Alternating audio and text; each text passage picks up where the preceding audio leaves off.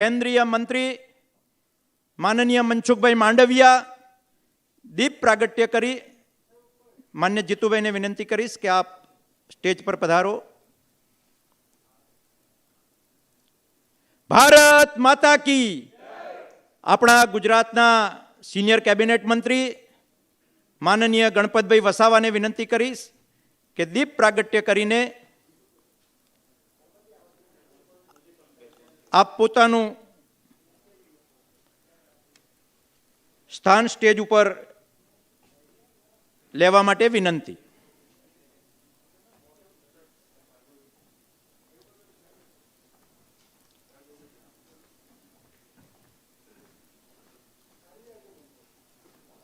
पधारो गणपतभाई। आईबी महेशभाई અને યોગેશભાઈ નાઈ આગળ આવી જજો। ત્રણેય લોકો આગળ આવી જજો। આપણે સૌ પોતાના સ્થાન ઉપર ઊભા થઈને વંદે માતરમ ગીતના ગાનથી આપણી આ રેલીની શરૂઆત કરીશું। હું એક પંક્તિ બોલું પછી આપણે સમૂહમાં વંદે માતરમ ગીતનું ગાન કરીશું। वंदे मातरम वंदे मातरम सुजलाम सुफलाम मलयज शीतलाम सस्य श्यामलाम मातरम वंदे मातरम शुभ्रज्योत्सना पुलकितयामिनी फुल्लकुसुमित द्रुमदलशोभिनी सुहासिनी सुमधुरभाषिणी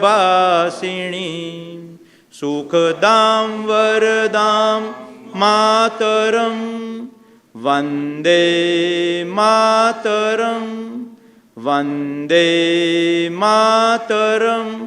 भारत माता की।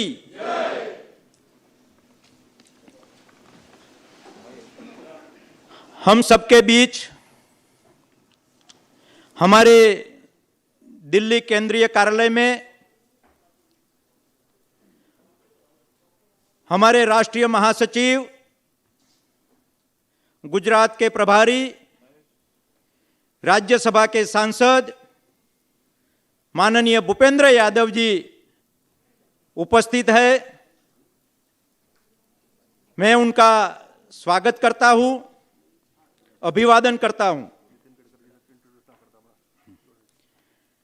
अपना प्रदेशना युवान अने भावनगरना धारासभ्य माननीय जीतूभाई वाघाणीનું पुस्तकथी स्वागत करवा माटे गांधीनगर जिल्लाना महामंत्री ईश्वरजी वाघेलाने विनंती करूं कि आप पधारो अने माननीय जीतूभाई वाघाणी प्रमुख साहेबનું पुस्तकथी स्वागत करो।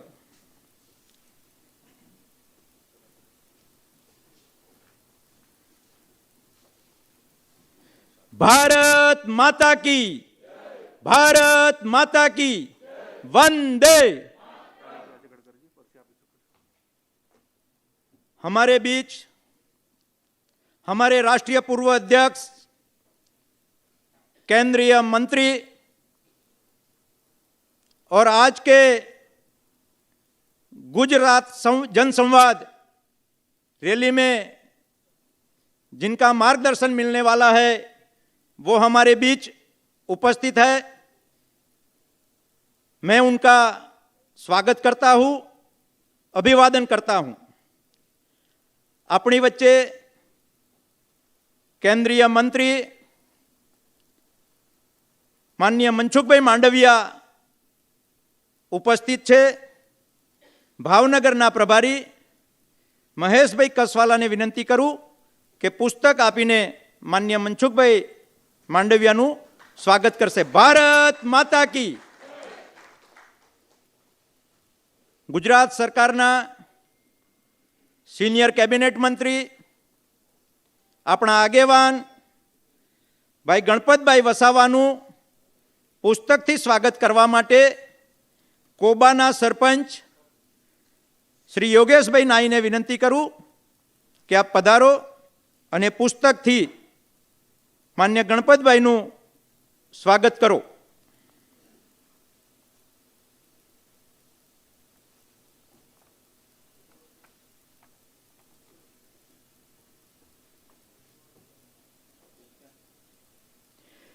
ભારત માતા કી વંદે.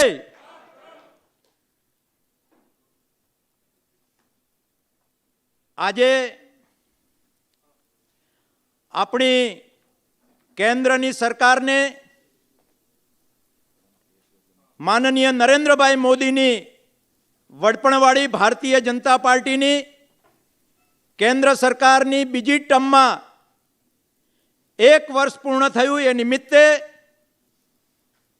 જનસંવાદ રેલી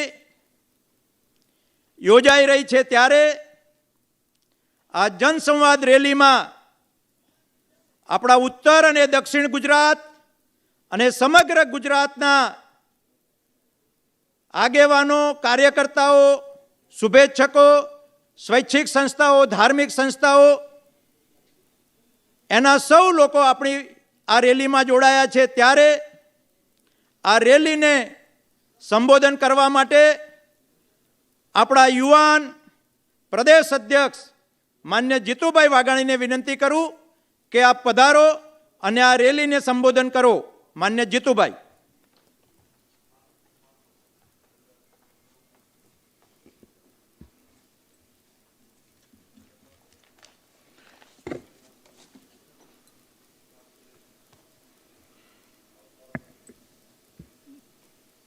गुजरात की दूसरी वर्चुअल रैली, पहली हमारी सौराष्ट्र और मध्य जोन की रैली हुई, उसमें केंद्रीय मंत्री प्रकाश जावड़ेकर जी ने मार्गदर्शन दिया. आज हमारी दूसरी गुजरात की वर्चुअल रैली है. दक्षिण और उत्तर जोन के कार्यकर्ता, शुभेच्छकों, हम सबको मार्गदर्शन देने के लिए हमारे बीच बरसों से भारतीय जनता पार्टी और विविध क्षेत्र में काम करते करते राष्ट्रीय अध्यक्ष का दायित्व भी निभाया, महाराष्ट्र भाजपा का अध्यक्ष का भी दायित्व निभाया, महाराष्ट्र सरकार में पीडब्ल्यूडी मंत्री भी रह चुके. नरेंद्र भाई मोदी की नेतृत्व वाली हमारी गौरववंती भाजपा की सरकार में सीनियर मंत्री के रूप में पूरे देश को एक नई ऊंचाई देने में नरेंद्र भाई के साथ काम कर रहे ऐसे हमारे आदरणीय मंत्री महोदय, परिवहन, राजमार्ग और जल संसाधन मंत्री के रूप में अपनी जिम्मेदारी निभा रहे हैं ऐसे गडकरी जी का पूरी भारतीय जनता पार्टी और गुजरात की ओर से हृदयपूर्वक स्वागत करता हूं. गडकरी जी, आपका स्वागत है गुजरात में. वैसे नागपुर से हमारे साथ जुड़े हैं. हमको कोई भी चुनाव हो या संगठन की कोई कामगिरी हो, उसमें हमको मार्गदर्शन मिला, वाली के रूप में मार्गदर्शन मिला, वडील के रूप में मार्गदर्शन मिला, साथी के रूप में मार्गदर्शन दिया. सभी कार्यकर्ता के प्रिय ऐसे देश के भारतीय जनता पार्टी के महामंत्री, राज्यसभा के सांसद और हमारा गुजरात के प्रभारी, उनके मार्गदर्शन में हमने विधानसभा भी विजय हासिल किया और 26 में से 26 नरेंद्र भाई की दूसरी बारी में गुजरात में हमको जीत दिलवाई. ऐसे भूपेंद्र यादव जी, यहाँ हमारे साथी जनरल सेक्रेटरी भी है, केंद्रीय मंत्री भी है, हमारे भावनगर से है. ऐसे गौरववंत हमारा मंत्री, आदरणीय केंद्रीय मंत्री मनसुख भाई मांडविया, भाजपा की राज्य सरकार में कई बार मंत्री रह चुके, आज विजय भाई और नितिन भाई के नेतृत्व में चल रही हमारी सरकार में उसके साथी के रूप में स्पीकर भी रह चुके हैं। आज आदिजाति और बाल कल्याण मंत्री के रूप में दायित्व निभा रहे ऐसे हमारे गणपत भाई वसावा, जनरल सेक्रेटरी आदरणीय केसी भाई, शब्दशरण भाई, हमारी टीम के वरिष्ठ आगेवान आदरणीय भार्गव भाई, गोवर्धन भाई, भाई श्री महेश कसवाला, हर्षित गिरी, सम्मानीय आप सब कार्यकर्ता बंधु भगिनी,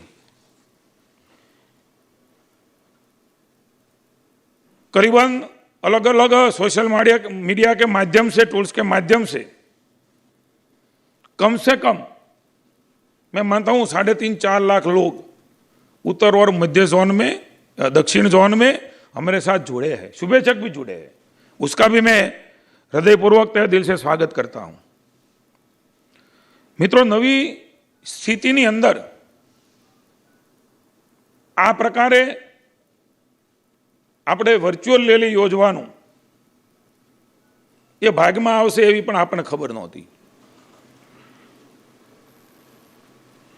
પ્રથમ તો સમગ્ર ગુજરાત પણ મધ્ય ઝોન, દક્ષિણ ઝોન અને ઉત્તર ઝોનના આ વર્ચ્યુઅલ રેલી છે, જનસંવાદ રેલી છે, ત્યારે અનેક લોકોએ સ્વજનો ગુમાવ્યા છે।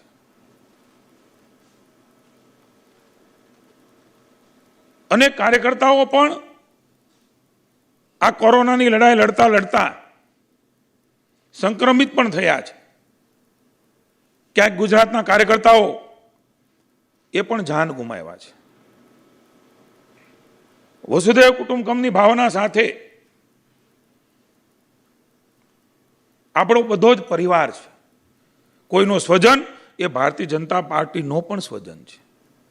भारतीय जनता पार्टी वती परम कृपाळु परमात्मा ने हूँ प्रार्थना करूँ छूँ कि जे लोग नहीं रह्या ए सदगत आत्मा ने प्रभु चीर शांति अर्पे।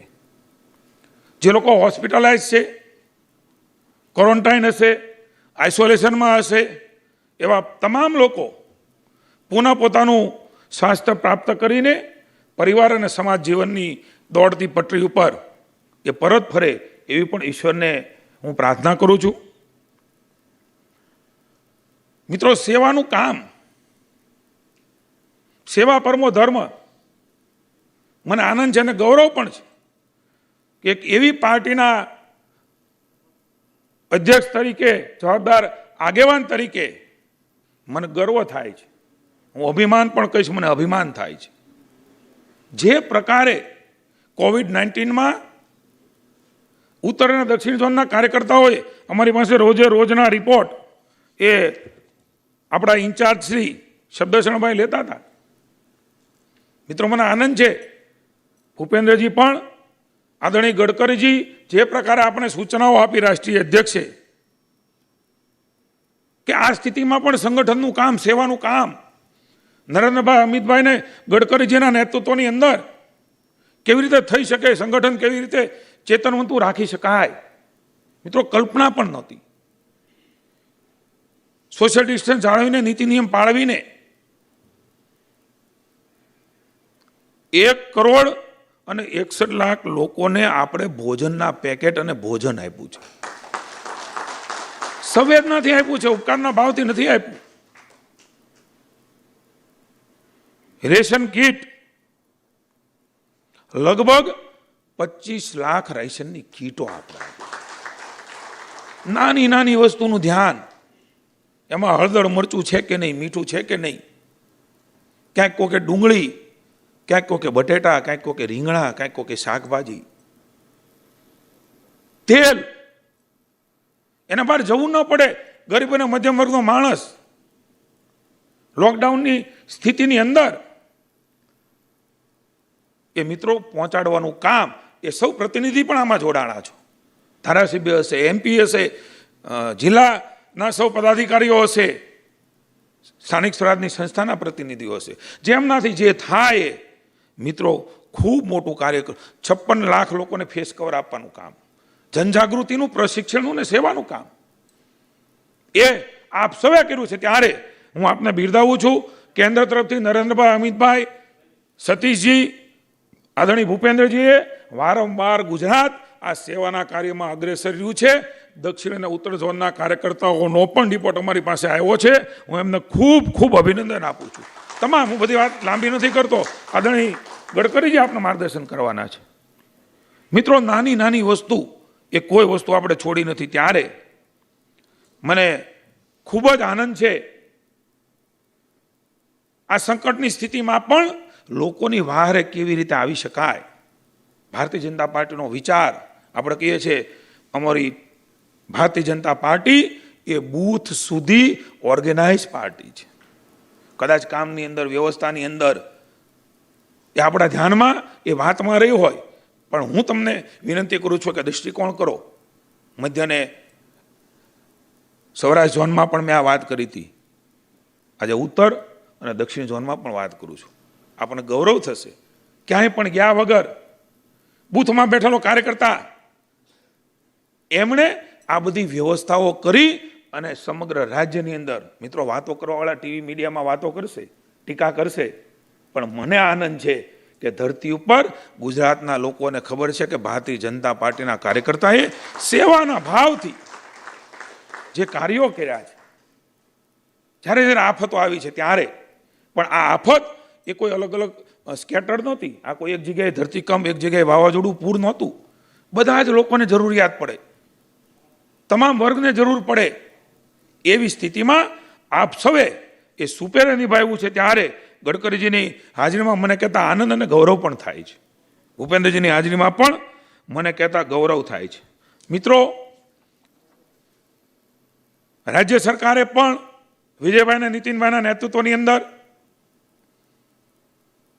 આ સંકટને માંથી બહાર નીકળવા માટે નરેન્દ્રભાઈ મોદીના નેતૃત્વની અંદર જે પ્રકારે વિશ્વને ભારતનો પરિચય કરાવ્યો,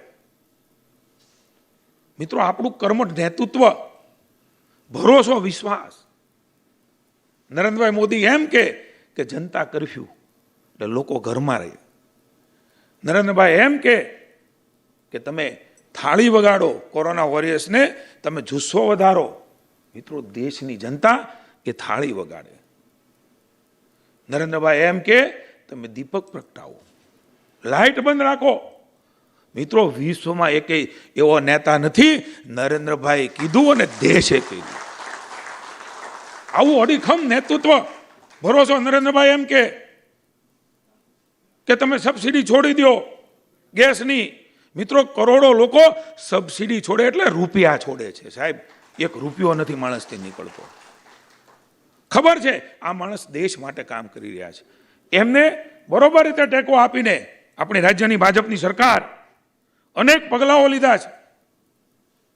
એ યાર્ડ ખોલવાથી માંડીને અન્ય રાજ્યમાં એમની પાક વસ્તુ પહોંચાડવાની હોય તો પણ ભલે, વિદેશના નાગરિકોને અહીંયા લાવવાના હોય તો પણ ભલે, શ્રમિકોને લાખોની સંખ્યામાં અન્ય રાજ્યમાં પહોંચાડવાના હોય તો પણ ભલે.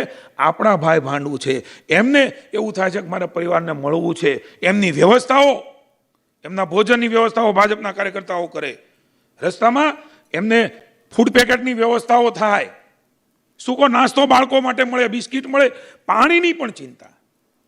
એ મિત્રો, આપ સૌએ જે પ્રકારે રાજ્યની સરકારે વ્યવસ્થાઓ કરી એમાં આપે નિભાવી છે. રાજ્યની સરકારે, મેં કહ્યું, દેશ અને રાજ્યમાં 70 વર્ષથી જેમને વ્યવસ્થાઓ કરવાની હતી એમણે વ્યવસ્થાઓ ન કરી. કોવિડ-19માં સ્વાસ્થ્યની સુવિધાનો અભાવ હતો, એવી એમની વચ્ચે નરેન્દ્રભાઈના નેતૃત્વની અંદર, મિત્રો, વિશ્વએ પણ જોયું કે જે પ્રકારે પગલાં એ આરોગ્યની બાબતમાં લીધા છે, લોકો એમાંથી બહાર નીકળે એના માટે લીધા છે. 130 કરોડની વસ્તી, લોકડાઉન 1, 2, 3, અનલોક 4. મિત્રો, એકવાર આંખ બંધ કરીને વિચારો આ કેવી રીતે મેનેજ થાય. મને આનંદ છે કે સમગ્ર વિશ્વ એ ભારતની તરફ એટલે જોવે છે કે નરેન્દ્રભાઈએ લીધેલા પગલાઓ, અર્થતંત્રને મજબૂત કરવાની બધી વાતો ગડકરીજી આપણે કરશે, પણ મારો દેશ જરા અમર રહે, મારી દેશની જનતાના સ્વાસ્થ્યની ચિંતા એ આપણા નરેન્દ્રભાઈએ કરી છે. આપણા ગુજરાતી વૈશ્વિકના નેતા દેશનું પ્રધાનમંત્રી પદ ગૌરવભેર સ્વીકારે છે આ સમય દરમિયાન મિત્રો રાજ્યની સરકારે અનેક નિર્ણયો લીધા છે. 14,000 કરોડ રૂપિયાનું પેકેજ ગરીબ, મધ્યમ વેપારી, મજૂર, ફેરીઓ એમની પણ ચિંતા કરી છે. અન્ન આપવાનું કામ 3.5 કરોડ લોકોને અન્ન આપવાનું કામ, બીપીએલ કાર્ડ ધારકને 1,000 રૂપિયા ખાતામાં નાખવાનું કામ એ રાજ્યની સરકારે ગાડી પટરી પર દોડે એના માટે MSME થી માંડીને વેપારીઓને પણ લોન મળે એમના માટે એ તો પ્રોત્સાહન આપવાનું કામ એ રાજ્યની સરકારે કર્યું છે. ત્યારે વિજયભાઈ અને નીતિનભાઈની નેતૃત્વવાળી સરકારને અહીંયા ગણપતભાઈ બેઠા છે, હું પાર્ટી વતી ગુજરાતની જનતા વતી અભિનંદન આપું છું, નરેન્દ્રભાઈને અભિનંદન આપું છું. સમયે કસોટી મિત્રો થતી હોય છે. COVID-19ની અંદર બેડ ઊભા કરવાના, ટીકા કરવી હોય તો થઈ શકે, પણ કરવું છે ને અઘરું હોય છે. વિરોધીઓ ટીકા કરતા હશે, ટીકા કરતા હશે. મારે એમને કહેવું છે, આદરણીય નડ્ડાજીએ, આદરણીય નરેન્દ્રભાઈએ, અમારી ટીમ નેતૃત્વ સામે બેઠું છે, ગડકરીજી, ભૂપેન્દ્રજી, આદરણીય અમિતભાઈ, એમણે નક્કી કર્યું કે આ સ્થિતિમાં પણ લોકડાઉનમાં કેવી રીતે આપણે લોકોને મદદ પહોંચાડવી છે. તો મિત્રો વિડીયો કોન્ફરન્સ શરૂ થઈ, વર્ચ્યુઅલ રેલી શરૂ થઈ, 3 મહિના સુધી એ રિપોર્ટિંગ, એ રિવ્યુ બેઠકો. મિત્રો આપણે કોઈ કોંગ્રેસ કે એના નેતાઓને ના નહોતી પાડી, રાહુલ ગાંધી ના નહોતી પાડી કે તમે આવું ન કરો. માત્ર મીડિયામાં આવીને વિરોધ કરવો, માત્ર મીડિયામાં આવીને નેતા માટે, એવા નેતા નરેન્દ્રભાઈ મોદી જે દેશ માટે સમર્પિત ભાવથી કામ કરે છે, જેમનો પરિવાર આપણે જાણીએ છીએ, હીરાબાના પરિવારને કેવી રીતે કોઈ 13 વર્ષ મુખ્યમંત્રી રહ્યા હોય, 5 વર્ષ વડાપ્રધાન રહ્યા હોય ને, તો એનું હાલવાની ચાલ પણ બદલાઈ જાય. નરેન્દ્રભાઈ માત્ર મા ભારતી માટે કામ કરે છે.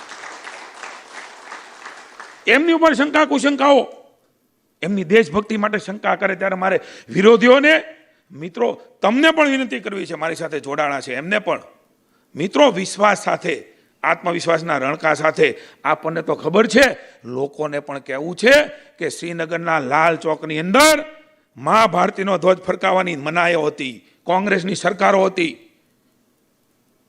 સૈન ના પાડે, સરકાર ના પાડે, કેન્દ્ર સરકાર ના પાડે, જમ્મુ કાશ્મીર સરકાર ના પાડે. નરેન્દ્રભાઈ ન જાઓ, એ ગ્રેનેડ ફેંકાતા હોય, બોમ્બ ગોળા ફેંકાતા હોય, એવી વખતે મા ભારતીનો ધ્વજ એ નરેન્દ્રભાઈ મોતને હાથમાં લઈને 92માં ફરકાવેલો. એમની ઉપર શંકા, શાહીનબાગની અંદર રહીને જે લોકો સપોર્ટ કરે છે, ટુકડા ટુકડે ગેંગ, ભારત તેરે ટુકડે હોંગે ઇન્શાઅલ્લાહ ઇન્શાઅલ્લાહ, એવી વાત કરનાર સપોર્ટ મારે તમારા માધ્યમથી એ લોકોને કહેવું છે કોણ કરતું હતું. શરમ ના આવી તમને? આ દેશમાં છે એના કાયદાઓ ઘડ્યા, એનો વિરોધ. મિત્રો આ પાપ કર્યું છે ને, જે પાપ કર્યું એમની પાછળ પણ છે ને, એને ઈશ્વર પણ માફ નથી કરતો હતો. જનતા જનાર્દન પણ આપણને આશીર્વાદ એટલા માટે આપે છે કે એમણે કરેલા કુકર્મો, દેશની ચિંતા નહીં, વોટ બેંકની રાજનીતિ કરી છે. મિત્રો આ પ્રકારે વિરોધીઓ પણ જે પ્રકારે બોલી રહ્યા હતા, એમના પણ મોઢા બંધ થાય એ પ્રકારે પ્રધાનમંત્રી નરેન્દ્રભાઈ મોદીએ 5 વર્ષ અને મોદી 2, મિત્રો ઐતિહાસિક નિર્ણયો જે લીધા છે, મિત્રો આપણે સૌ ભાગશાળી છીએ કે એવા વખતે આપણે કામ કરીએ છીએ. આ દેશનો ઇતિહાસ લખાઈ રહ્યો છે, અને ઇતિહાસ લખાતો હોય છે ત્યારે ખબર નથી હોતી. ઇતિહાસ લખાઈ જાય ત્યારે એ પન્નાની અંદર, પાનાની અંદર તમારું ને મારું નામ લખ્યું હોય છે. એ છોકરાઓ વાંચશે, પેઢી વાંચશે, મારા કાકા, ભાઈ, દાદા, મામા આ વખતે કામ કરતા હતા. દેશ ત્યારે એ વિશ્વગુરુના સ્થાને બેઠો. એ પ્રકારે આફતને પણ અવસરમાં પલટવાનું કામ એ નરેન્દ્રભાઈ મોદીએ મિત્રો સુપેરે કર્યું છે. ત્યારે આપણા વિચારો મૂર્તિબંધ કરવા માટે દેશની જનતાનો સાંસ્કૃતિક વારસો વિશ્વને પરિચય કરાવ્યો. એ ગીતા શું છે, એ કેમ 12 ગીતા આપે છે, 12 વંદે માતરમ, ગણેશાય નમઃ, એ મિત્રો અન્ય વિદેશી લોકો જેમને આવડતું ન હોય એ સંસ્કૃતમાં ગાય ને ત્યારે આપણને ગૌરવ થાય મિત્રો કે આ આપણી ભારતીય જનતા પાર્ટીનું નેતૃત્વ છે. આ વારસો, એનું દર્શન એ નરેન્દ્રભાઈ સમગ્ર વિશ્વને કરાવી રહ્યા છે. ત્યારે મિત્રો મને આનંદ છે કે નરેન્દ્રભાઈ જે નિર્ણયો લીધા છે, ડોક્ટર શ્યામાપ્રસાદ મુખર્જીને હમણાં આપણે દીપ પ્રાગટ્ય કર્યું છે, જહાં હુએ બલિદાન મુખર્જી, वो काश्मीर हमारा है, जो काश्मीर हमारा है वो सारे का सारा है. આ ભાવ સાથે કામ કરીએ છીએ, દેશને એક કરવા માટે કામ કરીએ છીએ. રામલલ્લા હમ આયેંગે, મંદિર વહી બનાએંગે. જય શ્રી રામના નારા સાથે અનેક લોકોની આસ્થાને શ્રદ્ધાનું કેન્દ્ર, આપણું આસ્થાને શ્રદ્ધાનું કેન્દ્ર મર્યાદા પુરુષોત્તમ ભગવાન રામનું એ દિવ્ય મંદિરનું નિર્માણ, એ ન્યાયાલય આપણને આદેશો કર્યા છે. એક ઈચ્છા શક્તિવાળું નેતૃત્વ નરેન્દ્રભાઈ મોદીના રૂપમાં, અમિતભાઈને નડ્ડાજીના રૂપમાં આપણને મળ્યું છે, આદરણીય ગડકરીજીના રૂપમાં મળ્યું છે. ત્યારે આપણે ગૌરવ અનુભવીએ છીએ. તમારીને મારી વચ્ચે, તમારી અને ગડકરીજીની વચ્ચે વધારે નહીં રહેતા. મિત્રો, આવનારા દિવસોમાં સ્થાનિક સ્વરાજની ચૂંટણીઓ આવવાની છે. કદાચ કેવી સ્થિતિમાં કામ કરવું પડશે એ ખબર નથી. પ્રચાર પ્રસારના માધ્યમો શું છે ખબર નથી. રાજ્યને દેશનું ચૂંટણી પંચ, પેટા વિધાનસભા પણ આવી રહી છે. કોંગ્રેસ લૂલી ભાંગી તૂટી ગઈ છે રાજ્યની અંદર. 25 વર્ષથી કોઈ ક્લાસ નથી. તમને ભરોસો આપું છું કે 22 ને 24માં પણ અહીંયા વિરોધીઓનો ક્લાસ નથી. આપણી પાસે સત્વ અને તત્વ છે, કાર્યકર્તાનું પરિશ્રમ છે. કઈને મળ્યું હોય ન મળ્યું હોય, પણ મારા ભારત માતાનો ધ્વજ ઊંચો રહે, મારો ભાજપનો ધ્વજ ઊંચો રહે. હમદિન ચાર રહે ન રહે, તેરા વૈભવ અમર રહેમાં. એ ભાવ સાથે કાર્યકર્તાઓ કામ કરે છે, જનતાના આશીર્વાદ મળે છે. ત્યારે મિત્રો આવો સૌ સાથે મળીને હજી પણ સેવા કરવાનું જ્યાં મોકો મળવાનો છે. 1 મહિના સુધી આપણે કાલથી ઘરે ઘરે જઈને નરેન્દ્રભાઈનો પત્ર, સેનેટાઈઝર, ફેસ માસ્ક બધું આપવાનું છે. આપણે સેવાને બાજુમાં નથી મૂકી, પણ ગૌરવભેર આપણે કહેવું છે, નરેન્દ્રભાઈએ જે કામ કર્યું છે ને એમનો હિસાબ અમે આપવા નીકળ્યા છીએ. શરમાઈ નથી નીકળવાનું. મિત્રો, આપ સૌનો હું આભાર માનું છું જે જોડાણા છે, એનું સ્વાગત કરું છું. गडकरी जी का मैं पुनः एक बार अभिनंदन और स्वागत करता हूं. आदरणीय भूपेंद्र जी का स्वागत करता हूं और उसका मार्गदर्शन हमको मिले और हम कार्यकर्ता एक नया जोम और जुस्सा के साथ फील्ड में काम करे, सेवा का कार्य करे, सोशल डिस्टन्स જે જાળવવાનું છે એ જાળવીને કામ કરીએ એવી સૌને અભ્યર્થના સાથે ભારત માતા કી જય, વંદે માતરમ, જય જય ગરવી ગુજરાત.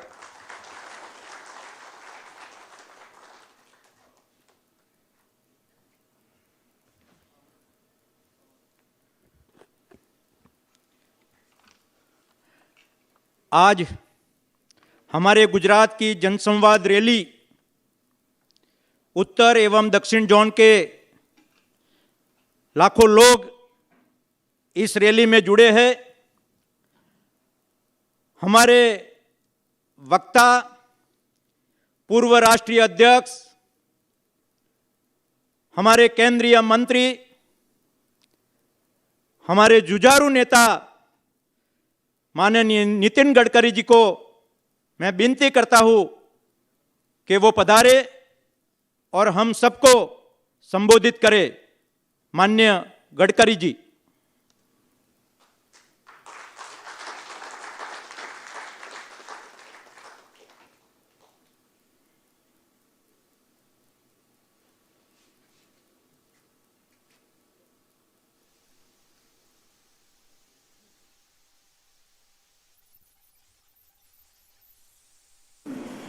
गुजरात के आदरणीय मंत्री गणपत भाई,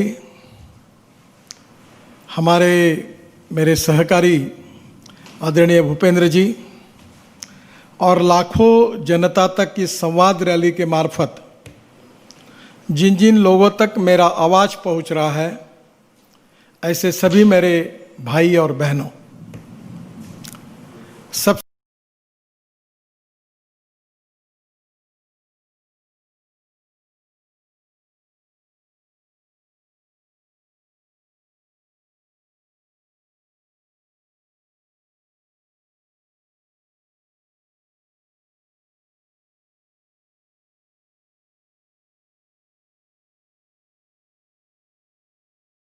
विश्व पर है, पर विशेष रूप से इस संकट का सामना करते समय हमें बहुत दिक्कतें और समस्याओं को झेलना पड़ रहा है. पर मैं याद करना चाहता हूं कि गुजरात की जनता ने भी इसके पहले बहुत संकट सहन किए हैं. चाहे मोरवी का प्रलय हो, चाहे भूकंप का धक्का हो, या अनेक बार सूखे के कारण समस्याएं आई हो, हर समय जनता ने इसके ऊपर मात की है. यही हमारे देश का इतिहास है. गुजरात के साथ साथ पूरे देश का भी यही इतिहास है.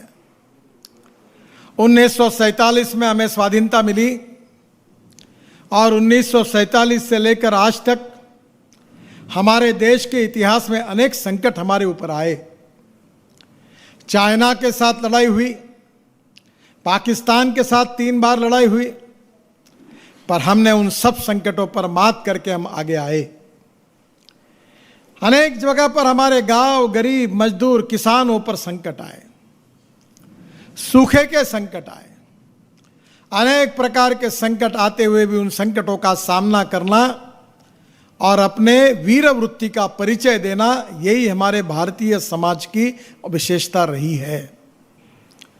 और इसलिए बहनों और भाइयों, मैं विश्वास के साथ कहना चाहता हूं कि ये जो संकट है, ये संकट पर भी हमारे प्रधानमंत्री नरेंद्र मोदी जी के नेतृत्व में गुजरात हो, महाराष्ट्र हो, कश्मीर हो, पूरे देश की जनता, जात, पंथ, धर्म, भाषा, सेक्स, राजनीति, पार्टियां, इससे ऊपर उठकर हम सब एक होकर इस संकट का मुकाबला करेंगे। और इस संकट का मुकाबला केवल करेंगे नहीं, तो इस संकट पर हम विजय श्री हासिल करेंगे, जीत हासिल करेंगे, ये मेरा विश्वास है। गुजरात की सरकार ने भी विजय भाई और नितिन भाई के नेतृत्व में लगातार जो गांव, गरीब, मजदूर, किसान, जनता है, भूखे कंगाल लोग हैं, जो बेरोजगार है, जो माइग्रेंट लेबर आ रहे थे, उनके लिए बहुत सराहनीय कार्य किया है।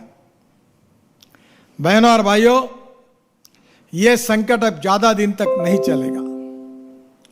हम उम्मीद कर रहे हैं कि हमारे यहां कोरोना के ऊपर जो वैक्सीन ढूंढने की कोशिश बहुत तेजी से चल रही है, हमारे वैज्ञानिक रात दिन काम कर रहे हैं, दुनिया के भी वैज्ञानिक काम कर रहे हैं, और जो कुछ जानकारी मिली है उसके आधार पर मैं विश्वास के साथ कह सकता हूं कि जल्दी हमको वैक्सीन उपलब्ध होगा।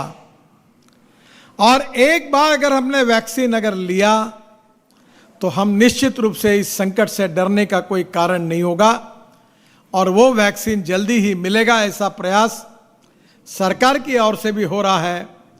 आप सबकी ऊपर भगवान की जो दुआएं है, जो आशीर्वाद है, और हमने हर समय अच्छा काम किया है, और उसी पुण्याई के भरोसे मेरा विश्वास है कि निश्चित रूप में हमारी सरकार को, हमारे वैज्ञानिकों को इसमें सफलता हासिल होगी, और इस संकट पर हम निश्चित रूप से जीतेंगे, यही मेरा दृढ़ विश्वास है। बहनों और भाइयों, इस समय एक बात मैं आपको कहना चाहूंगा कि जब भी संकट आता है, समस्याएं आती है, तो निगेटिविटी भी बढ़ती है। फ्रस्ट्रेशन, निराशा, हताश, डर, फियर, ये पैदा होता है, वो स्वाभाविक है। और इसलिए इस संकट का सामना करने के लिए सबसे बड़ी आवश्यकता कोई है तो आम आदमी का, सभी लोगों का, भाई और बहनों का एक नैतिक धाड़स, एक मॉरल बढ़ाने की आवश्यकता है। हमारे सोचने में पॉजिटिविटी चाहिए, निगेटिविटी को समाप्त करना चाहिए, नकारात्मकता को छोड़ देना चाहिए, फियर और डर को छोड़ देना चाहिए। अचानक जब संकट आया तो मुंबई से लखनऊ की तरफ, पटना की तरफ लोग पैदल निकल चले, क्योंकि डर और फियर पैदा हो गया था। पर यह डर और फियर, इससे काम नहीं जमेगा। संकट गहरा है, हमारे देश के ऊपर नहीं है तो पूरे विश्व के ऊपर है, और भारत सरकार नरेंद्र मोदी जी के नेतृत्व में पूरी ताकत के साथ, शक्ति के साथ हमारी जनता के साथ खड़ी है। और इस आधार पर मैं आह्वान करता हूं कि निगेटिविटी को छोड़ देंगे, डर और फियर मन में पैदा होने का कोई कारण नहीं है। आत्मविश्वास के साथ, सेल्फ कॉन्फिडेंस के साथ और पॉजिटिविटी के साथ इस संकट का हम मुकाबला करेंगे, और हम जीतेंगे, जीत हासिल करेंगे, और कोरोना को पराभूत करेंगे। इस प्रकार का भाव छोटे तबके से लेकर बड़े तबके तक, मजदूर से लेकर उद्योजक तक, विद्यार्थी युवाओं से लेकर भाई बहनों तक, समाज के सभी स्टेक होल्डर तक यही भाव जगाने का काम भारतीय जनता पार्टी कर रही है। हमारे सब नेता कर रहे हैं, हमारे राज्य सरकार कर रहे हैं और उसमें निश्चित रूप से हमारी जीत होगी, ये मेरा दृढ़ विश्वास है। मैं आपको याद करना चाहता हूं कि हमारी पार्टी ये भी कोई कम संकटों से नहीं गई है। जैसे देश के सामने संकट आए हैं, राज्यों के सामने संकट आए हैं, वैसे हमारी पार्टी भी अनेक संकटों से गई है। 1952 से लेकर उस इतिहास को याद करिए कि डॉक्टर श्यामा प्रसाद मुखर्जी ने जब जनसंघ की स्थापना की, उस दिन से लेकर आज तक का इतिहास को देखिए। कितने संकटों का सामना हमारे कार्यकर्ताओं ने, हमारे विचार परिवार के लोगों ने किया है।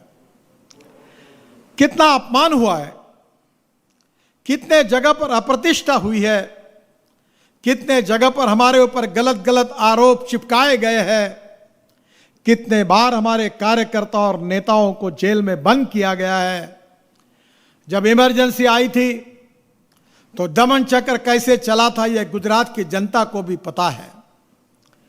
मैं उस समय विद्यार्थी था और मुझे याद है कि बिहार में और गुजरात में जो नवनिर्माण का आंदोलन हुआ था, जयप्रकाश नारायण जी के नेतृत्व में, उस आंदोलन को, पूरे देश को दिशा देने का काम उस समय किसी आंदोलन ने किया था। तो गुजरात में जो जन आंदोलन हुआ था, उसके कारण एक संघर्ष जयप्रकाश जी के नेतृत्व में देश में जिसकी शुरुआत हुई थी। मैं जयप्रकाश जी को याद करता हूं। गुजरात में उस समय जिले जिले में जयप्रकाश जी के दौरे हुए थे और गुजरात की जनता ने उस समय की भ्रष्ट सरकार के खिलाफ जो आवाज बुलंद किया था, वो एक ज्वाला थी और बाद में उसका इस प्रकार के एक आग में रूपांतरित हुआ कि दिल्ली के तख्त को और दिल्ली की हुकुमशाही को हमने पूरी तरह परास्त किया था। आपको याद होगा कि जॉर्ज फर्नांडिस, वीरेन भाई शाह, आपको पता होगा किस प्रकार से उनको जेल में रखा गया। Maintenance of internal security act Misa के अंदर हमारे कितने अच्छे अच्छे कार्यकर्ता को 2-2 साल जेल में बंद किया गया। सत्याग्रह, लोकतंत्र बचाने के लिए सत्याग्रह, शांतिपूर्ण सत्याग्रह करने वाले कार्यकर्ताओं को जेल में पुलिस ने कितना दमन किया, कितनी तकलीफ दी, ये इतिहास आपको पता है। पर देश के लोकतंत्र को बचाने के लिए हमारे कार्यकर्ता ने अपनी जान न्यौछावर कर दी। उन्होंने पूरे समर्पित रूप से बलिदान किया। वो हजारों लाखों कार्यकर्ताओं के बलिदान के कारण, उन कार्यकर्ताओं के समर्पण के कारण आज हम नरेंद्र मोदी जी के नेतृत्व में भारतीय जनता पार्टी का राज्य आया है पूरे देश में, अनेक राज्यों में, और देश के भविष्य और तकदीर को बदलने का सौभाग्य हमको मिला। हम लोग तो मंत्री बने हैं, पर मैं कभी याद करता हूं कि जनसंघ से लेकर हमारे विचार परिवार के लोगों ने जो उपेक्षा, जो अपमान सहन किया, जिस प्रकार की यातनाएं सहन की, अपना जीवन एक प्रकार से उन्होंने बर्बाद किया एक सपने के लिए, उन असंख्य कार्यकर्ताओं ने उन संकटों पर मात करके आज हमारे हाथ में विजय श्री सौंपी है। यह विजय उन कार्यकर्ताओं के बलिदान के कारण, समर्पण के कारण भी मिला है। और इसलिए हमारे पार्टी का भी इतिहास, ये इतिहास बहुत संकट, बहुत समस्याओं को झेलते हुए आगे गया है। इतिहास के बारे में ऐसा कहा जाता है कि गद्दी पर बैठकर अत्तर और गुलाब के सुगंध में इतिहास लिखा नहीं जाता। इतिहास बलिदान से लिखा जाता है, इतिहास खून से लिखा जाता है, इतिहास समर्पण से लिखा जाता है, इतिहास बलिदान से लिखा जाता है। हमारी भारतीय जनता पार्टी की यही श्रेष्ठ परंपरा रही है और इसलिए यही पॉजिटिविटी, आत्मविश्वास, विजय वृत्ति इस समय नरेंद्र भाई मोदी जी के नेतृत्व में देश में निर्माण करना और निश्चित रूप से आगे जाना, यही संकल्प हमको इससे करना है। बहनों और भाइयों, मैं आपको विश्वास के साथ बताना चाहूंगा कि पिछले 5 साल हमने पूरे किए यशस्वी रूप से मोदी जी के नेतृत्व में, और आज हमने 6वां साल भी पूरा किया है। मैं पूरे देश की जनता को आह्वान करता हूं कि थोड़ा अतीत में जाए और 1947 से लेकर आज तक 2020 तक हम तो अभी सत्ता पर आए हैं। अटल बिहारी वाजपेयी जी के समय हम एनडीए के सरकार के रूप में आए थे, आज भी हम एनडीए है, पर भारतीय जनता पार्टी को मोदी जी के नेतृत्व में पहली बार पार्लियामेंट में मेजॉरिटी मिली। ये इस बार भी मिली, पिछले बार भी हमने अच्छी तरह सफलता हासिल की थी।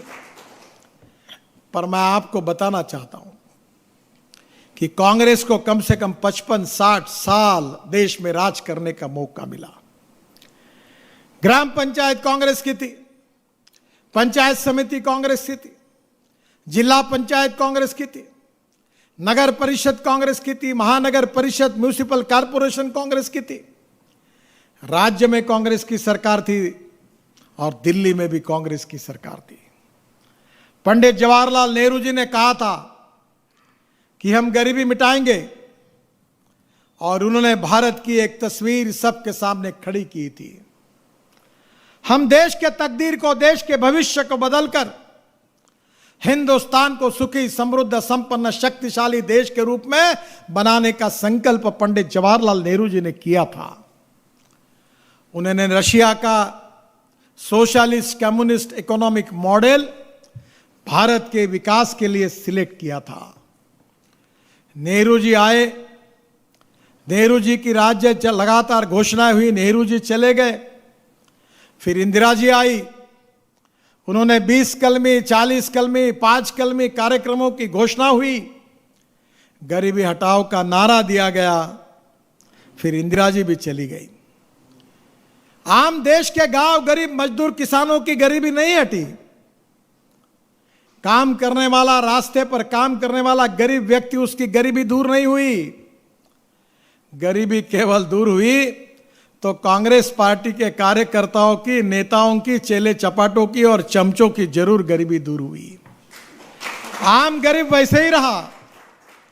मुझे याद है वो नारा, ना जात पर ना बात पर, इंदिरा जी की बात पर मोहर लगेगी हाथ पर, हाथ पर मुहर लगी, बैल जोड़ी पर मुहर लगी, गाय बछड़े पर मुहर लगी। मुहर लगाते लगाते पीढ़ियां खत्म हो गई, 2-3 पीढ़ियां चली गई, पर कोई परिवर्तन का कोई चित्र, तस्वीर कोई सामने नहीं आई। जो 5 साल में मोदी जी के नेतृत्व में भारत सरकार ने जो काम किया है, उसकी तुलना 55 साल के कांग्रेस के काम के साथ अगर की जाए तो मैं विश्वास के साथ कहता हूं कि जो कांग्रेस 55 साल में नहीं कर सकी, वो मोदी जी के नेतृत्व में हमने 5 साल में करके दिखाया। और ये 6वें साल में भी लगातार हम प्रगति और विकास की ओर आगे जा रहे हैं। आपको पता होगा कि भारतीय जनता पार्टी की स्थापना विशुद्ध राष्ट्रवाद के आधार पर हुई थी।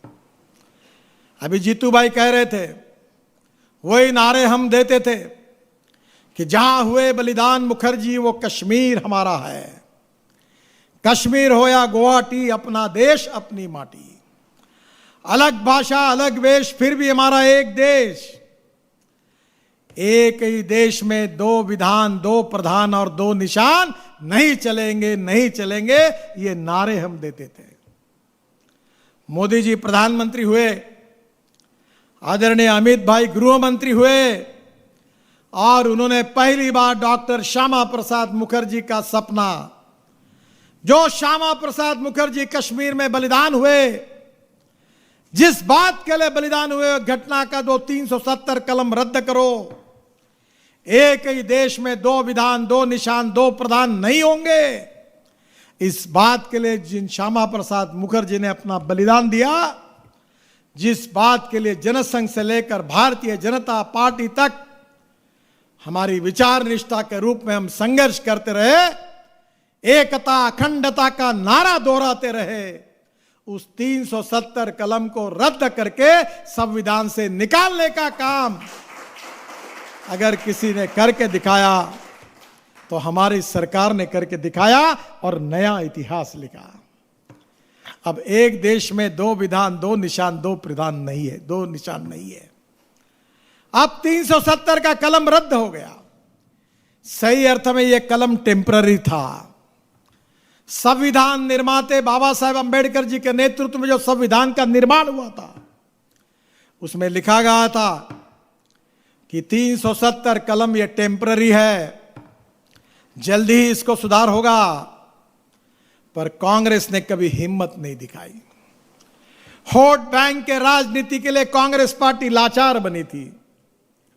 इतना ही नहीं तो वोट बैंक के राजनीति के लिए कांग्रेस पार्टी में न कोई देश हित के लिए कोई महत्व था। हमने हिम्मत दिखाई और पहली बार आज कश्मीर से कन्याकुमारी तक एक राष्ट्र बना। यह काम भारतीय जनता पार्टी ने करके दिखाया। बहनों और भाइयों, हमारी अंतर्गत और बाह्य सुरक्षा बहुत महत्वपूर्ण है। हमने पाकिस्तान को 3 बार लड़ाई में हराया और गुजरात की जनता को भी इस बात का पता है कि पाकिस्तान को पता है कि डायरेक्ट लड़ाई में हम हिंदुस्तान को नहीं हरा सकते और इसलिए आतंकवादी और आतंकवादी संगठनों को ताकत देकर इस देश में आतंकवाद और आतंकवादियों को एक्सपोर्ट करके हमारे देश को उद्ध्वस्त करने का प्लान पाकिस्तान में जो आका बैठे उन्होंने अनेक बार किया और हमारे गुजरात में भी उसकी कितनी घटनाएं हुई है आप सब लोगों ने अनुभव लिया है।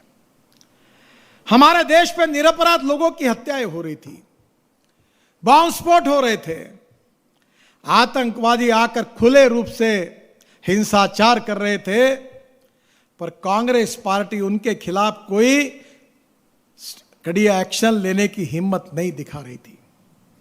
दुर्भाग्य तो यह है कि आपको याद होगा कि दिल्ली के बटाला हाउस में हमारा शर्मा नाम का पुलिस इंस्पेक्टर शहीद हुआ। उत्तराखंड का था। मैं बीजेपी का अध्यक्ष था, तब उस क्षेत्र में गया था। उसके चाचा मुझे मिलने के लिए आए थे, हेलीकॉप्टर के बाजू में खड़े थे। उन्होंने मुझे एक सवाल पूछा था कि नितिन जी, मुझे एक बात का जवाब दो कि जो आतंकवादी है जिन्होंने देश में निरपराध लोगों की हत्याएं की, बॉम्ब स्फोट किया, उन आतंकवादियों को मारने के बाद देश के कांग्रेस के नेता उनके घर जाकर सांत्वना दे रहे, उनको जाकर श्रद्धांजलि दे रहे, पर मेरा लड़का शहीद हुआ देश के लिए, पर मेरे घर में आकर कोई श्रद्धांजलि देने के लिए, कोई सांत्वना देने के लिए कांग्रेस का नेता नहीं आता। ये कौन सा न्याय है, इसका मुझे जवाब दो। जब वो मुझे बात पूछ रहे थे तो उनके आंखों में आंसू थे। मेरे पास इस बात का जवाब नहीं था, मैं उनको क्या जवाब दूं कि हमारे देश में देश के लिए मरने वाले शहीद के लिए सांत्वना देने के लिए कांग्रेस के नेता, सत्तारूढ़ नेता नहीं जा रहे थे, तो अलीगढ़ में जाकर जो आतंकवादी मारे गए उनके घर सांत्वना और श्रद्धांजलि देने के लिए जाते थे। ये वो मानसिकता थी। आज आतंकवादियों को पता है कि आज देश में अगर हम कुछ करेंगे तो हमारा हाल क्या होगा। ऐसी सामर्थ्यवान सक्षम सरकार जो आतंकवाद को कुचल सकती है, वो हमारी सरकार है। और इसीलिए आज आतंकवादी काबू में आए हैं। आपको पता होगा, आज भी रोज कश्मीर की बातें हम सुनते हैं। हम कश्मीर का विकास कर रहे हैं। मैं खुद अपने मिनिस्ट्री की ओर से 60,000 करोड़ के रोड कंस्ट्रक्शन का काम कर रहा हूं। लद्दाख और लेह को जोड़ने वाली 8,000 करोड़ की एक ही टनल के निर्माण का कार्य हमने शुरू किया है। हमने जम्मू से श्रीनगर तक बड़ी बड़ी टनल बनाई है, रोड बना रहे हैं। हैंडलूम, हैंडीक्राफ्ट, हनी, सब बातों में जम्मू कश्मीर का आर्थिक विकास कैसे हो, यह प्रयास कर रहे हैं। इतना ही नहीं तो हमारे भारत और पाकिस्तान की निर्मित हुई। हमारी 6 नदियां थी अखंड भारत की। 3 नदियां पाकिस्तान को उसका पानी मिला और 3 नदियों का पानी हमारे हिंदुस्तान को मिला। बहनों और भाइयों, हमारे अधिकार का पानी भी पाकिस्तान में बह रहा था, क्योंकि हमारे देश में पंजाब, हरियाणा, राजस्थान, उत्तर प्रदेश, उत्तराखंड, हिमाचल, उत्तर प्रदेश आपस में एक मत नहीं बन रहा था।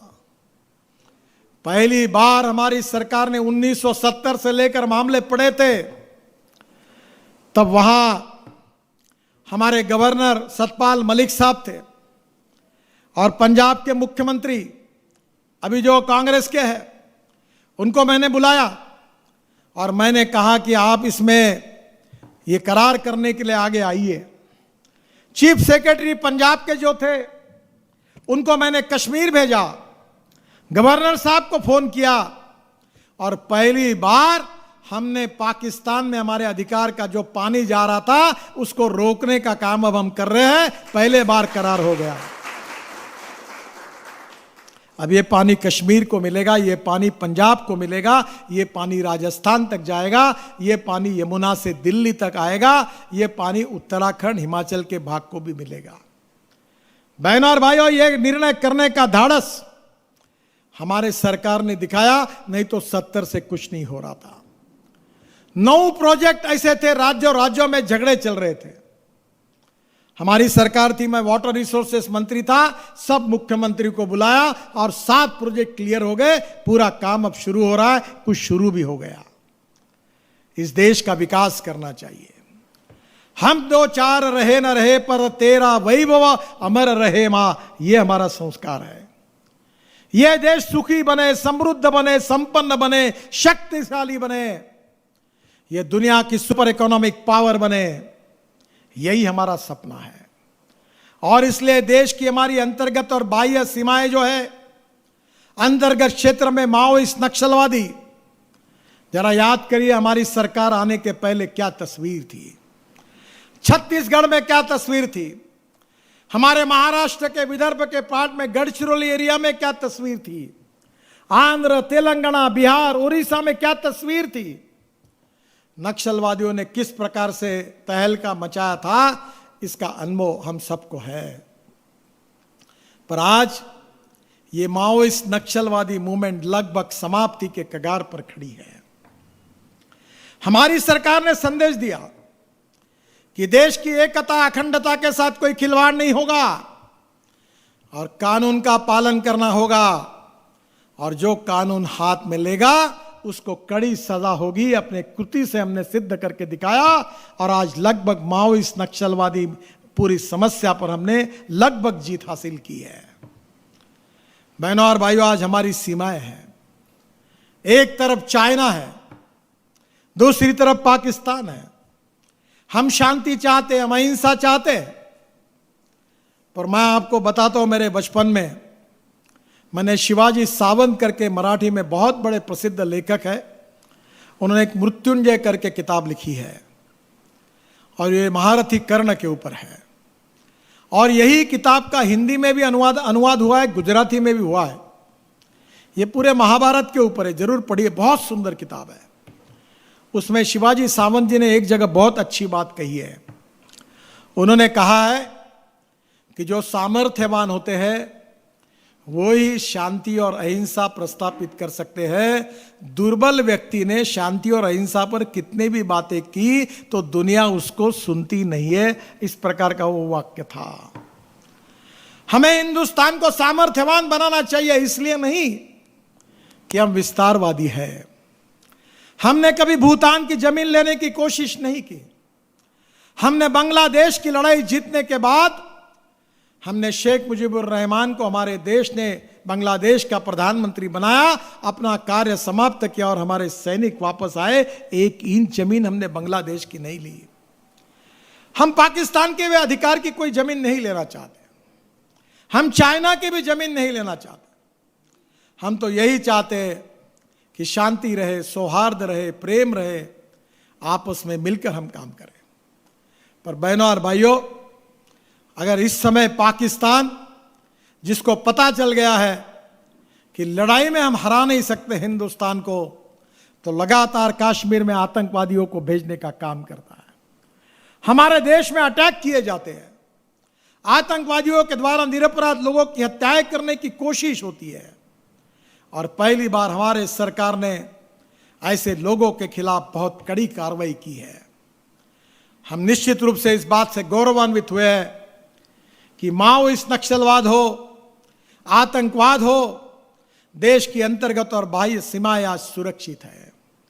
हमारे शूर जवान हमारे देश की रक्षा कर रहे हैं और आज हमारे देश में ये दोनों स्थितियों में जो परिवर्तन हुआ है वो पिछले 50-55 साल में वो स्थिति नहीं आई जो 5 साल में आई, जो खंभीर भूमिका हमारे सरकार ने की, आतंकवाद के खिलाफ ली, नक्सलवाद के खिलाफ ली, देश की अंतर्गत और बाह्य सुरक्षा को जो प्राधान्य हमने दिया और जिसके कारण आज देश में शांति हासिल हुई है। यह हमारी सबसे बड़ी उपलब्धि है। बहनों और भाइयों, हमारा देश बहुत तेजी से आगे जा रहा है। हमारे यहाँ ज्ञान, विज्ञान, तंत्र विज्ञान, innovation, entrepreneurship, science, technology, research and successful practices, इसको हम नॉलेज कहते हैं, और टेक्नोलॉजी का उपयोग करके conversion of knowledge into wealth हमारे देश का भविष्य है। आज हमारे देश में सबसे ज्यादा युवा शिक्षित अगर पॉपुलेशन वर्ल्ड में किसी देश में है तो हिंदुस्तान में है। सॉफ्टवेयर इंडस्ट्री में पूरे वर्ल्ड में हमारे सॉफ्टवेयर इंजीनियर्स को विशेष रूप से कीमत है। हमारे जो विशेष रूप से डॉक्टर्स हैं, हमारे गुजरात से, महाराष्ट्र से गए हुए डॉक्टर अमेरिका में, यूके में, यूरोपियन देशों में 10 अच्छे डॉक्टर में से 4 डॉक्टर भारतीय हैं। देश का गौरव बढ़ा रहे। और इतना ही नहीं तो आज वहां अच्छा काम भी कर रहे हैं। मैं आज ही सुबह आपसे बात करने के पहले सुबह वीडियो कॉन्फ्रेंस से दुबई के उद्योगपतियों के साथ बात कर रहा था। मैं उनको कह रहा था कि भारत में इन्वेस्टमेंट करिए। इंडिया ये फास्टेस्ट ग्रोइंग इकोनॉमी है। कोरोना वायरस का संकट ये टेम्पररी फेज है। प्रधानमंत्री जी का सपना है $5 ट्रिलियन की इकोनॉमी बनाना, 100 लाख करोड़ का इंफ्रास्ट्रक्चर बनाना। मेरा विश्वास है कि 2-3 महीने निश्चित रूप से तकलीफ है। हम कोरोना के संकट पर भी जीत हासिल करेंगे और आर्थिक लड़ाई भी जीतकर प्रधानमंत्री जी का जो सपना है कि 100 लाख करोड़ का इंफ्रास्ट्रक्चर और 5 ट्रिलियन की इकोनॉमी, ये हम निश्चित रूप से बनाकर दिखाएंगे। इसी दूर से हमारी सरकार आगे चल रही है। और एक तरफ औद्योगिक विकास करना इतना ही मकसद नहीं है। आपको पता है कि 47 के बाद इस देश में समाजवाद, साम्यवाद और पूंजीवाद 3 विचारों के आधार पर पार्टियां काम करती थी। समाजवादी तो समाप्त हो गए। एक समय गुजरात में भी प्रयास समाजवादी, संयुक्त समाजवादी बहुत बोलबाला था, वो भी समाप्त हो गए। और पूंजीवादी अर्थव्यवस्था का समर्थन करने वाली स्वतंत्र पार्टी का भी जन्म गुजरात में हुआ था, वो भी खत्म हो गई। और कम्युनिस्टों के भी हालत खत्म हो गई। आज रशिया और चाइना में केवल लाल झंडा है। न माओ का विचार है, न लेनिन का विचार है, न मार्क्स का विचार है। मैं एक बार हंगेरी में गया था। हंगेरी कम्युनिस्ट देश था, उसका कैपिटल बुडापेस्ट। और जब मैं एम्बेसडर के साथ एक गार्डन में गया था तो एक कोने में पत्थर की 30-40 मूर्तियां कोने में रखी थी। तो मैंने एम्बेसडर को पूछा, ये मूर्तियां क्यों रखी है? बोले ये कार्ल मार्क्स, लेनिन और माओ सबकी मूर्तियां है। यहाँ लोगों में क्रांति हुई, कम्युनिस्टों के खिलाफ लोगों के मन में असंतोष हुआ और लोगों ने जो चौराहे पर ये मूर्तियां लगाई थी वो उखाड़ कर फेंक दी। तब सरकार ने ये कोने में लाकर रखी है। बहनों और भाइयों, अब चाइना में केवल लाल झंडा है, बाकी उन्होंने भी लिबरल इकोनॉमी को स्वीकार किया है। शंघाई में नॉन रेसिडेंशियल चाइनीज जो मंगोलियन वंश के थे, उन्होंने बहुत बड़ा कैपिटल, जो दुनिया में अच्छा काम कर रहे थे, उनका कैपिटल आया और चाइना में आर्थिक प्रगति का विकास तेजी से शुरू हुआ। पर आज दुनिया में आप एक बात देखिए, रशिया भी बदल गया, पर हिंदुस्तान के कम्युनिस्ट अभी है थोड़े, पर बदले नहीं है। समाजवादी पार्टी और स्वतंत्र पार्टी का जिस प्रकार से भविष्य समाप्त हुआ, उसी स्थिति में आज कम्युनिस्ट पार्टी भी लगभग जा रही है। त्रिपुरा में आपने देखा होगा कि वहां कम्युनिस्ट पार्टी का राज था, हमारा एक भी एमएलए नहीं था, पर भारतीय जनता पार्टी ने, मोदी जी ने हमारे लोगों के मन में, देश की जनता के मन में, नॉर्थ ईस्ट की जनता के मन में ऐसा विश्वास पैदा किया कि त्रिपुरा में भारतीय जनता पार्टी को मेजॉरिटी मिली और कम्युनिस्ट पार्टी की सौखा समाप्त हुई। बहनों और भाइयों, आज कम्युनिस्ट पार्टी के पास भी कोई समस्याओं का विकल्प नहीं है। कम्युनिस्ट विचारधारा समाप्त हो गई, समाजवादी विचारधारा समाप्त हो गई और अमेरिकन साम्राज्यवादी पूंजीवादी अर्थव्यवस्था भी हमारी समस्याओं का विकल्प नहीं है। और इसलिए पंडित दीनदयाल उपाध्याय जी का सामाजिक आर्थिक चिंतन अंत्योदय के रूप में हमारी प्रेरणा है। जो समाज का सबसे गरीब, शोषित, पीड़ित दलित है, जिसके पास रहने के लिए मकान नहीं, खाने के लिए रोटी नहीं, शरीर पर कपड़ा नहीं है, उस दरिद्र नारायण को हम भगवान माने और हम उसकी निरंतर सेवा करते रहे। और जिस दिन इस दरिद्र नारायण को रोटी, कपड़ा और मकान मिलेगा, उसी दिन हमारा कार्य पूरा होगा, ऐसा हम समझेंगे। ये पंडित दीनदयाल उपाध्याय जी का सामाजिक आर्थिक चिंतन अंत्योदय के नाम से जो है, वही हमारी जीवन निष्ठा है, वही हमारा मिशन है और वही हमारा उद्दिष्ट है। और इसीलिए हमने आज हमारे सब कार्यक्रमों में, हमारे सब प्रोग्रामों में, आप जाइए, हर जगह पर हमने गरीब व्यक्ति को केंद्र बिंदु माना है। पहली बार हमारी सरकार आने के बाद 35 करोड़ लोगों ने बैंकों में खाते खोले प्रधानमंत्री जनधन योजना में। इसके पहले कितने खाते थे? 3.5 करोड़। आज कितने हुए? 35 करोड़। और अभी जब कोरोना का संकट आया तो दिल्ली से इलेक्ट्रॉनिक ट्रांसफर से, डिजिटल ट्रांसफर से हमने सब गरीब लोगों के अकाउंट में पैसे जमा कर दिए। बहनों और भाइयों, इस देश के 9 करोड़ जनता परिवार ऐसे है जहां हमारी मां बहनें कोयला जलाती थी, लकड़ी जलाती थी, उनकी आंखें अंधे होती थी, उनको कैटरेक्ट होता था। पहली बार हमने निर्णय किया, उनको हमने 9 करोड़ परिवार को गैस के सिलेंडर और सेगड़ियां दी, पहली बार दिया। प्रधानमंत्री आवास योजना में आज देश के गरीब लोगों को खुद के मकान, हमने मकान बनाने की शुरुआत की, अभी तक 2 करोड़ मकान पूरे किए, पहली बार गरीबों को मकान मिल रहे हैं। बहनों और भाइयों, हमारे किसानों के लिए हमने एमएसपी लगातार हर साल बढ़ाते हैं। कितनी भी अड़चन आए, कितनी भी समस्या आए, हम किसानों के पीछे खड़े हैं। करीब 13 करोड़ रुपए का प्रायोरिटी सेक्टर में किसानों को लोन दिया जाता है, उसको इंटरेस्ट सब्सिडी मिलती है। बहनों और भाइयों, agro processing industries, food processing industries, MSME, छोटा हैंडलूम, हैंडीक्राफ्ट, हर चीज को हमने प्रोत्साहन दिया है।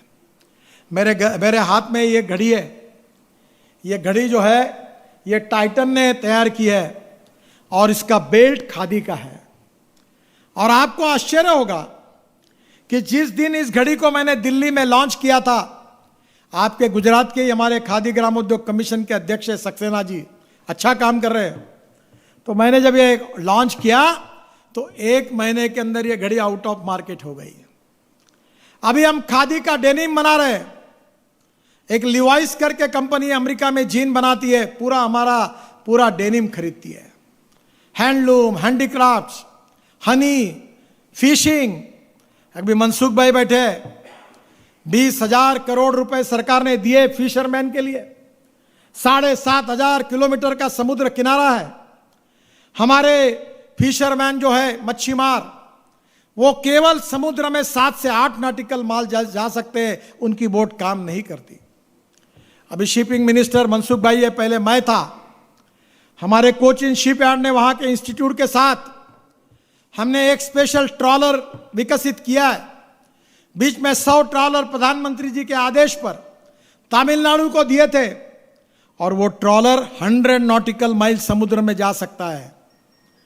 तो हमारे यहाँ 20,000 करोड़ का लोन हम देंगे। जैसे फार्मर प्रोड्यूस कंपनी बनी है, वैसे फिशिंग प्रोड्यूस कंपनी बनेगी। 5-5 लाख रुपए डालकर 5 फिशरमैन 25 लाख की इक्विटी लाएंगे, 1 करोड़ लोन हमको देंगे, वो ट्रॉलर लेकर समुद्र में 100 नॉटिकल माइल जाएंगे और वहां फिश का उत्पादन 6 गुना बढ़ेगा, प्रोसेसिंग प्लांट बढ़ेंगे, एक्सपोर्ट बढ़ेगा, पैकेजिंग बढ़ेगा और इस समय ब्लू इकोनॉमी 5 साल में 5 लाख करोड़ की बनेगी। यह सपना लेकर हम काम कर रहे हैं। हनी, कितने बड़े प्रमाण पर, 10 गुना हमने हमारा बजट बढ़ा दिया। फिर निर्मला जी ने और 500 करोड़ दिए। हमारे आदिवासी, हमारे वनवासी, उनका विकास कैसे हो? प्रधानमंत्री जी ने 115 एस्पिरेंट डिस्ट्रिक्ट को प्रायोरिटी दी है। कृषि क्षेत्र, ग्रामीण क्षेत्र, वनवासी क्षेत्र और विशेष रूप से 115 एस्पिरेंट डिस्ट्रिक्ट, ये पंडित दीनदयाल उपाध्याय जी के सामाजिक आर्थिक चिंतन पर हमारी प्राथमिकता है।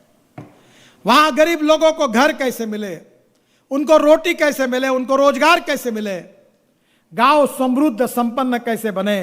केवल स्मार्ट शहर नहीं, स्मार्ट विलेजेस की काम हमने शुरुआत की। हाईवे का काम कितना किया मुझे बताने की आवश्यकता नहीं है। गंगा को हमने शुद्ध करके दिखाया, लोग विश्वास नहीं रखते थे।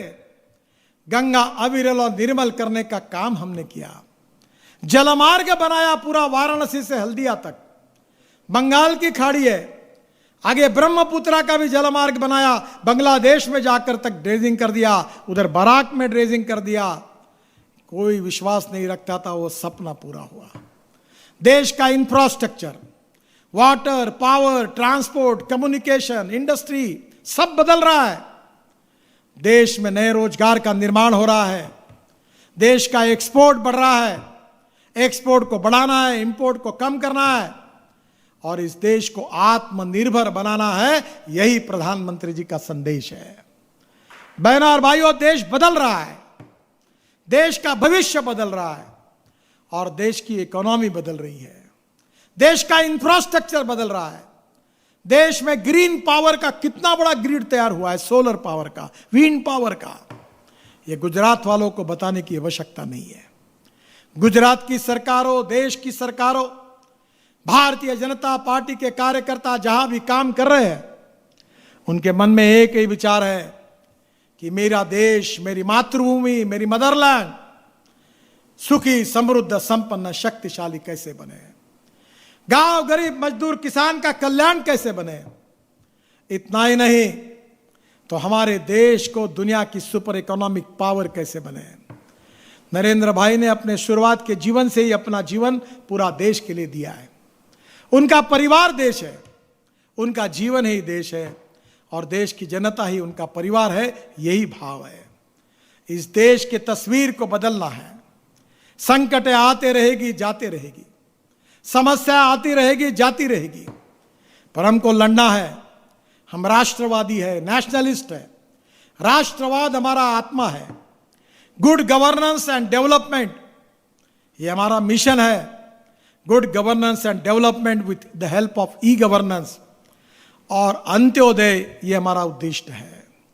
1 करोड़ लोग साइकिल रिक्शा चलाते थे, आदमी आदमी को ढोने का काम करता था। मैं ट्रांसपोर्ट मंत्री बना, मैंने कहा दीनदयाल जी का सपना पूरा करना है तो उस दिन पूरा होगा कि जिस दिन 1 करोड़ लोग मैकेनाइज्ड ड्रिवन ई रिक्शा चलाएंगे। ने टेक्नोलॉजी लाई, कानून बनाया और आज मुझे खुशी हो रही कि ये साइकिल रिक्शा चलाने वाले 70-75% लोग एक तो दलित समाज के नहीं तो मुस्लिम समाज के थे। आज 50 लाख से ज्यादा लोग मैकेनाइज्ड ड्रिवन ई रिक्शा चलाते इस देश में, उनको मुक्ति मिली। गरीब केंद्रित विचारधारा ये हमारी विशेषता है। अंत्योदय हमारा सामाजिक आर्थिक चिंतन है।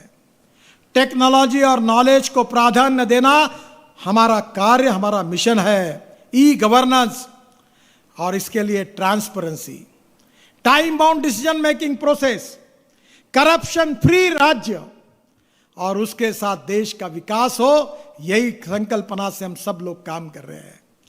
वर्ल्ड बैंक ने ईज ऑफ बिजनेस में हमारे देश को अभी रैंकिंग में काफी ऊपर का स्थान दिया है। पूरी तरह सिस्टम बदल रही है। रिफॉर्म, ट्रांसफॉर्म एंड परफॉर्म, यही मंत्र प्रधानमंत्री जी ने दिया है। सब सेक्टर बदल रहे हैं। किसानों से लेकर मजदूरों से लेकर गांव गरीब मजदूर किसान से लेकर टेक्नोलॉजी तक, इंफॉर्मेशन टेक्नोलॉजी, बायोटेक्नोलॉजी, हमारी कृषि व्यवस्था, आर्थिक व्यवस्था, प्रशासन, सब जगह आमूलाग्र बदल हो रहा है। पर इतने अनेक दिनों से जो समस्याएं थी उसको सुलझाने के लिए भी समय लगेगा। मैंने जैसे पहले कहा था कि जो कम से कम 55 साल में कांग्रेस नहीं कर सकी, वो 5 साल में 6 साल में हमने करके दिखाया। इसका इतिहास देश की जनता के सामने है। और इसीलिए बहनों और भाइयों, 1 साल में भी हमने बहुत से काम किए हैं। समय की कमी है। ये सब काम आपके पास आए हैं, पहुंचे हैं। आप घर घर जाकर ये काम जनता के पास पहुंचाने का भी काम कर रहे हैं। मेरा विश्वास है ये देश बदल रहा है, ये देश की जनता की तस्वीर बदल रही है। ये देश सुपर इकोनॉमिक पावर बनेगा, 5 ट्रिलियन की इकोनॉमी बनेगा, 100 लाख करोड़ का इंफ्रास्ट्रक्चर बनेगा और ये देश दुनिया की सबसे नंबर 1 की सुपर इकोनॉमिक पावर बनेगा। यही हमारा विचार, यही हमारा मिशन है। और इसी राष्ट्र के पुनर्निर्माण के लिए politics is the instrument of socio economic transformation. सामाजिक आर्थिक परिवर्तन का राजनीति यह सबसे पहला इंस्ट्रूमेंट है। ये हमारी धारणा है। हम गरीब को बदलना चाहते हैं, गरीबी को हटाना चाहते हैं और हमारे वनवासी भाइयों से लेकर दलित, शोषित, पीड़ित सबके साथ सामाजिक न्याय होगा, आर्थिक न्याय होगा और देश का विकास होगा। यही हमारी संकल्पना है। और इसलिए ये 6 साल का इतिहास लोगों के सामने है और आज हमने दूसरे टर्म के 6वां साल भी पूरा किया है। संकट है, समस्याएं है, पर हम इसमें डरेंगे नहीं। कोरोना पर भी मात करेंगे, आर्थिक लड़ाई भी जीतेंगे और हिंदुस्तान को आगे लेकर जाएंगे और मोदी जी के नेतृत्व में सुपर इकोनॉमिक पावर बनाएंगे। निश्चित रूप से हमें इसमें सफलता मिलेगी। यही संकल्प करके हमको कार्य करना है और मेरा विश्वास है कि गुजरात की जनता लगातार हमारे ऊपर प्रेम करती रही है। आपने मोदी जी के नेतृत्व में गुजरात की सरकार ने किया हुआ काम आप सब लोगों ने देखा है। आज विजय भाई और नितिन भाई के नेतृत्व में वही काम गुजरात में हो रहा है। मैं जीतू भाई को बहुत बहुत शुभकामनाएं दूंगा। पार्टी की कार्यकर्ता इस उपलब्धियों को जनता के पास लेकर जाए और आत्मविश्वास के साथ पॉजिटिविटी को निर्माण करके हम विजयी होंगे। इस संकल्प को पूरे देश की जनमानस में आत्मविश्वास के साथ उसको जगाना, ये काम भारतीय जनता पार्टी के कार्यकर्ताओं को करना है और मेरा विश्वास है कि हम सब कार्यकर्ता पूरे शक्ति के साथ ये कार्य करेंगे। इसलिए मेरी बहुत बहुत शुभकामनाएं देते हुए, आपको बधाई देते हुए अपनी बात को मैं समाप्त करता हूं। धन्यवाद। जय हिंद, नमस्कार। भारत माता की, भारत माता की, भारत माता की। नमस्कार। भारत माता की, भारत माता की।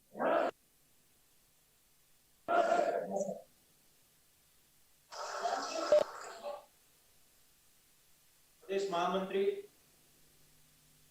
भाई ने विनंती करूं कि આપણને સૌને સંકલ્પ લેવડાવે। આપણે સૌ પોતાના સ્થાન ઉપર ઊભા થઈને જમણો હાથ આગળ રાખીને સંકલ્પ લઈશું।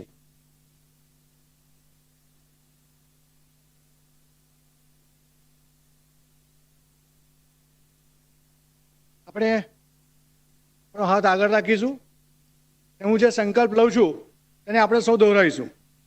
मैं माननीय प्रधानमंत्री जी के आह्वान पर आत्मनिर्भर भारत की लक्ष्य प्राप्ति हेतु संकल्प लेता हूं। नागरिक कर्तव्यों का पालन करूंगा। मैं राष्ट्रीय एकता की भावना, लोकतंत्र के मूल्यों, समतामूलक समाज के निर्माण, सर्वधर्म समभाव व मूल्य आधारित राजनीति को समाज में प्रोत्साहित करूंगा।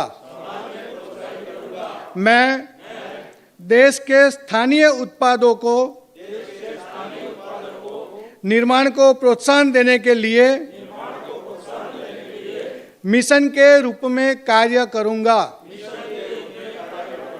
यथासंभव लोकल उत्पादों को ही खरीदूंगा।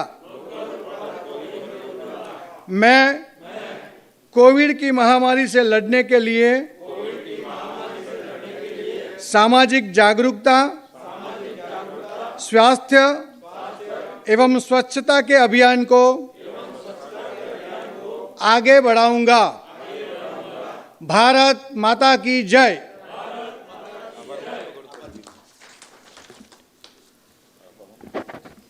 आज की इस गुजरात की जनसंवाद रैली को मार्गदर्शन करने के लिए मैं भारतीय जनता पार्टी के पूर्व राष्ट्रीय अध्यक्ष, केंद्रीय मंत्री, हमारे नेता आदरणीय नितिन गडकरी जी का आभार मानता हूं। पूरी इस गुजरात की जनसंवाद रैली में हमारे साथ जुड़ने के लिए भारतीय जनता पार्टी के राष्ट्रीय महामंत्री, गुजरात के प्रभारी और हमारे मार्गदर्शक आदरणीय भूपेंद्र यादव जी का भी मैं आभार प्रकट करता हूं।